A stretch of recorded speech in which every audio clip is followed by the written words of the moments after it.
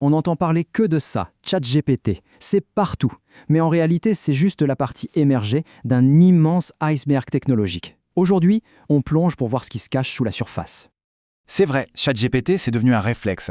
Mais et si on arrêtait de le voir comme une finalité? Si on le considérait plutôt comme notre point de départ pour une exploration bien plus grande? C'est exactement ce qu'on va faire.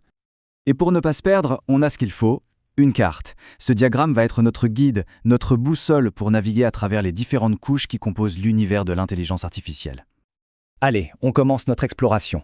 Et comme sur n'importe quelle bonne carte, on part d'un point de repère, un endroit que tout le monde connaît. Voilà. Regardez bien, tout au centre. Voilà notre point de départ, ChatGPT.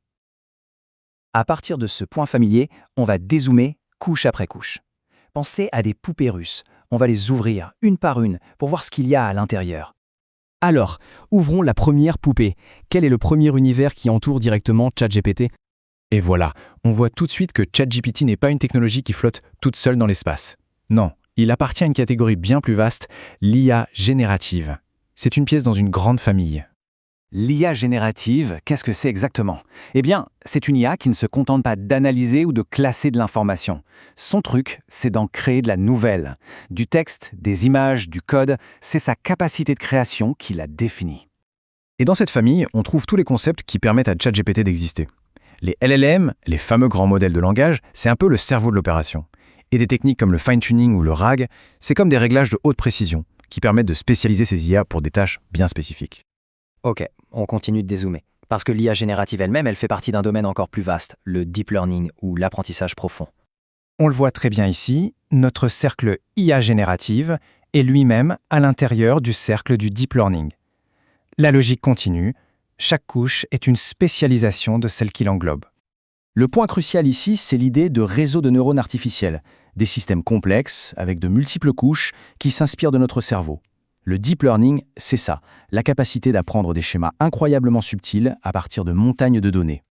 Et là, on touche au véritable moteur de l'IA moderne. L'architecture Transformers, c'est la révolution qui a rendu ChatGPT possible. Elle est experte pour comprendre le contexte. Les CNN, eux, agissent comme les yeux de l'IA. Ils sont spécialisés dans l'analyse d'images. Et les GANs, ce sont de véritables artistes, capables de créer des images d'un réalisme bluffant. On continue le voyage, on dézoome encore une fois pour arriver à la couche fondamentale, celle qui soutient tout le deep learning. On découvre alors que le deep learning, aussi puissant soit-il, n'est en fait qu'une branche, une spécialisation d'un domaine encore plus fondamental, le machine learning, ou apprentissage automatique. Le concept de base du machine learning, c'est simple, au fond. Au lieu de donner des instructions hyper précises à un ordinateur, on lui donne des tonnes de données et on le laisse apprendre les règles par lui-même, juste en identifiant des motifs. Alors, quelle est la grande différence?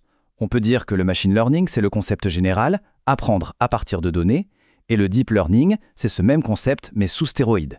Il utilise des architectures complexes inspirées du cerveau pour s'attaquer à des problèmes d'une complexité et d'une échelle bien plus grande. Et ce domaine du machine learning est extrêmement riche. Il contient des approches qui existent depuis bien avant le deep learning, comme l'apprentissage par renforcement, où une IA apprend par essai et erreur. Ou encore le clustering, qui est l'art de trouver des groupes naturels dans un grand ensemble de données. C'est le moment du dézoom final. On arrive au champ qui englobe absolument tout ce dont on a parlé jusqu'à maintenant. L'intelligence artificielle. Et voilà la vue d'ensemble. Le machine learning, le deep learning, l'IA générative, et oui, même notre fameux ChatGPT, tout ça, ça fait partie du grand domaine de l'intelligence artificielle. La définition de l'IA est donc très très large. C'est la discipline mère, l'ambition originelle, créer des machines qui peuvent simuler l'intelligence humaine sous toutes ses formes. Ce sont ces grandes quêtes qui animent l'IA depuis ses débuts, permettre aux machines de voir, d'entendre, de raisonner. C'est d'ailleurs au sein de l'une d'entre elles, le traitement du langage, que des outils comme ChatGPT ont fini par voir le jour. En regardant cette carte complète une dernière fois, notre voyage prend tout son sens.